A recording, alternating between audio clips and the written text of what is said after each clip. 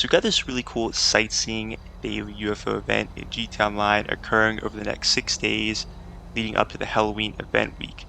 In this video, we're going to be discussing all locations that this UFO can be found over the next 6 days, when it spawns, and how it works as far as players interacting with the UFO and what happens. And first off, I just want to say we have this piece of article from the newspaper. The rocks are posted from the Los Angeles Meteor. I don't believe they're actually referring to a meteor. I think that's just the name of the newspaper. But it says strange lights spotted over Paleto Bay. Locals opened fire at Sky Limited casualties. Now, so far I haven't seen any locals shooting at this UFO. In fact, I've shot at it. Then up an atomizer, sniper rifle. It doesn't really seem to do anything to the UFO or affect the event. But yeah, I just thought that was pretty interesting there. Let's go ahead and look at the spawn locations for this UFO event. So all 6 locations have been found thanks to Wildbrick 142. One spawn location will occur each day over the next 6 days, hence 6 locations. The start of the event, we have October 15th on the beach, this peninsula in Paleto Bay. The 16th, we have the very north sea, or the ocean of the map here, which is actually above a sunken UFO, which is pretty cool. The 17th, we have the peak of Mount Chiliad, which I believe in story mode, if you have 100% completion, this is a spawn point for a UFO, which is sort of cool. Don't quote me on that. The 18th, we have the lighthouse. The 19th, above the Altruist Camp radio tower. And then for the 20th, the alien camp. Very fitting for the last day there. So now that you have all the spawn locations for this sightseeing UFO event, now we're going to go over the times this event spawns in game. And as you'll see here, at 2200 hours, UFO is going to spawn in front of me. That is October 15th spawn location. And essentially, it starts spawning at 2200 hours, or what would be 10 p.m., and will stop spawning or disappear between 3 and 4 a.m., which is like 0300 hours, 0400 hours, as long as no player interacts with the UFO during that time period in the session.